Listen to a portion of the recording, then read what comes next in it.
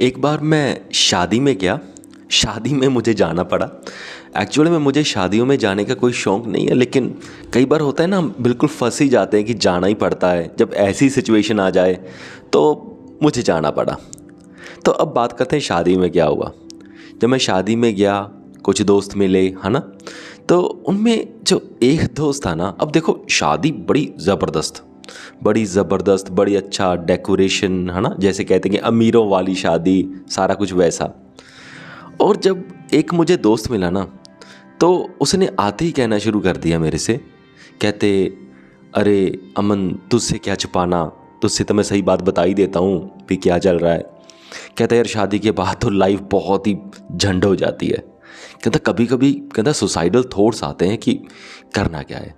और कहता अगर रात ना होती तो मैं सुसाइड कर भी लेता। वो कहता कि मुझे बस जो रात होती है ना, रात को मैं सो जाता हूँ तो वो मुझे बहुत हेल्प करता है।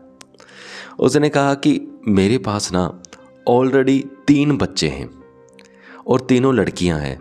अब मुझे पूरा डर है कि मुझे चौथे बच्चे का प्रेशर डाला जाएगा। क्यों? क्योंकि पहले 3 लड़कियां हैं और चौथा एक लड़के की आस में एक चौथा बच्चे का प्रेशर मुझे डाला जाएगा, और दोनों ही परिवारों से डाला जाएगा। यानी कि एक तो मेरे परिवार से, एक मेरे वाइफ के परिवार से, यानी कि इन लॉज की तरफ से।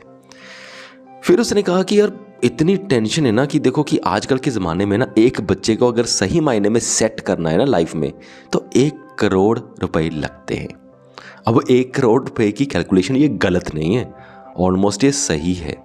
अब वो कैसे कि सारा बच्चे का खर्चा, पढ़ाई का, बचपन से लेकर के जब वो बड़ा होता है उसके फ़ीस के खर्चे, और तब तक जो महंगाई बढ़ेगी, फिर उसके लिए घर बार सेटलमेंट करना, उसके लिए प्लॉट लेना, है ना, खास करके अगर लड़का हो तो इतने सालों में उसने मोटा मोटा कैलकुलेशन लगाया कि 1 करोड़ रुपया तो लगेगा।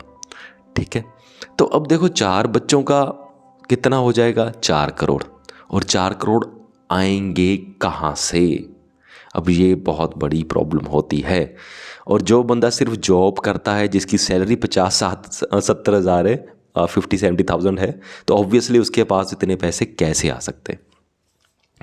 तो मैंने उससे बात करी कि हाँ, मैंने कहा मैं बातों से आप अग्री करता हूँ।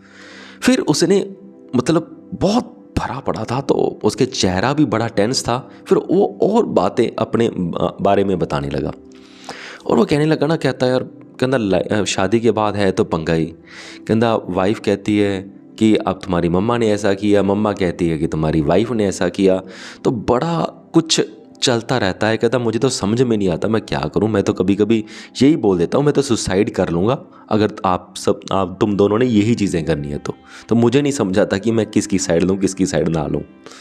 तो बड़ा सीरियस, बड़ा टेंस, मतलब लाइफ में ना उसकी पता चल रहा था भी बहुत काट रहा है, लाइफ बहुत मुश्किल से काट रहा है। और वो कह रहा था कि बच्चों के खर्चे बड़े बढ़ गए हैं, फीस बड़ी बढ़ गई है, सारा कुछ वो बहुत अच्छे से बता रहा था।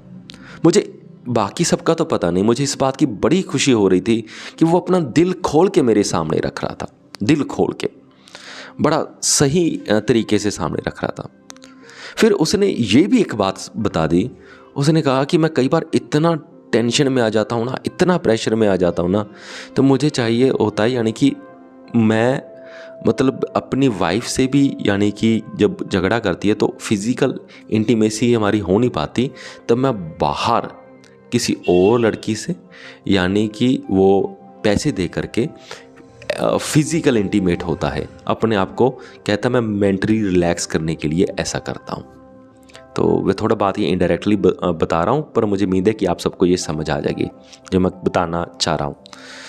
तो वो ऐसा कह रहा था, तो मुझे क्लियर हो गया भी इसकी लाइफ जो है वो झंड सी हो चुकी है।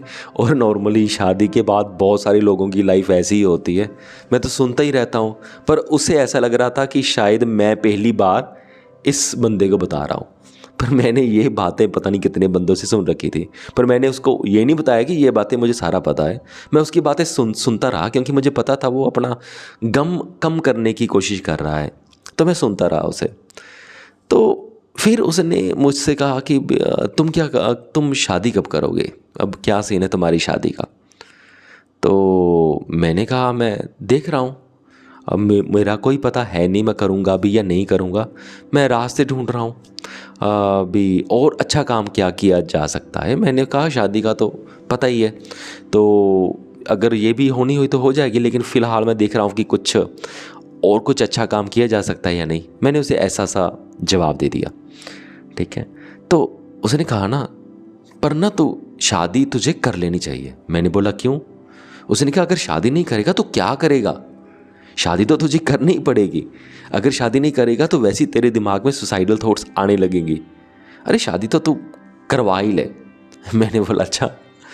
तो मैंने कुछ ज़्यादा बोला नहीं, मैं सुनता रहा, क्योंकि रियल लाइफ में ऐसे मैं कुछ ज़्यादा कहता नहीं, क्योंकि अगर हम ज़्यादा आंसर्स देंगे ना तो बोलने वाला बंदा कभी कभी हर्ट हो जाता है, फिर वो आपसे खुल के बात नहीं करता। तो मैंने ना जब वो चला गया तो मैंने यही बात सोची।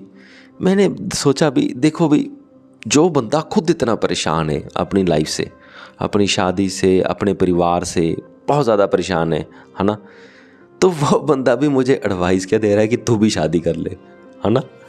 तो ये बड़ा अजीब होता है। तो बात ये है ना कि एटलीस्ट जो बंदा अपनी शादी से खुश नहीं है ना, एटलीस्ट मतलब वो सिंसियरली ये बोल दे भी मैं तो खुश नहीं हूँ, तो तूने जैसा करना है वैसा कर ले। मेरे हिसाब से ये आंसर ज़्यादा सही होता है ना, क्यों नहीं। अगर बंदा वाकई में दिल से खुश है तो अगर वो कह रहा है कि शादी कर लो कोई बात नहीं, तो बात समझ में आती है। तो अगर बंदा खुद ही खुश नहीं है तो वो कह रहा है कि हाँ भाई तू भी शादी करवा ले, वो थोड़ा सा और सा लगता है भाई ये मामला थोड़ा सा गड़बड़ है। चल फिर भी मैं ऐसा नहीं कह रहा कि वो बंदा गलत था, वो बंदा अपनी इन्फॉर्मेशन के हिसाब से बिल्कुल सही बोल रहा था। भाई अगर शादी नहीं करेगा तो क्या करेगा, क्योंकि उसके दिमाग में अभी तक यही इन्फॉर्मेशन है।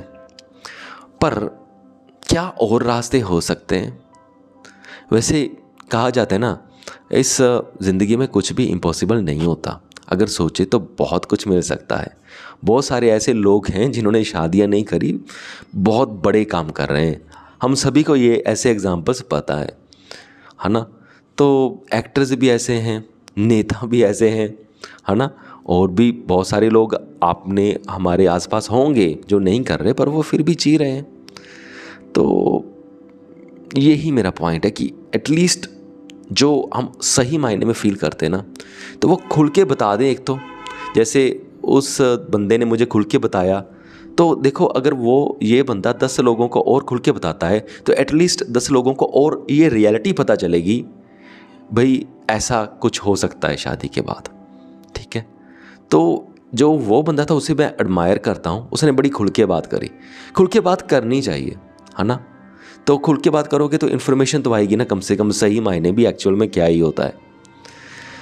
तो बस यही थी बात जो आपसे मैं करना चाहता था, और मुझे उम्मीद है कि आपको भी ये बात जान के कुछ नया जानने को तो कुछ ना कुछ ज़रूर मिला होगा। चलो ठीक है ना, वीडियो ज़्यादा लंबा हो जाएगा, आज यहीं पे बात ख़त्म करते हैं। चलो ठीक है, सो ओके, इस वीडियो को यहाँ तक देखने के लिए आपका बहुत बहुत धन्यवाद।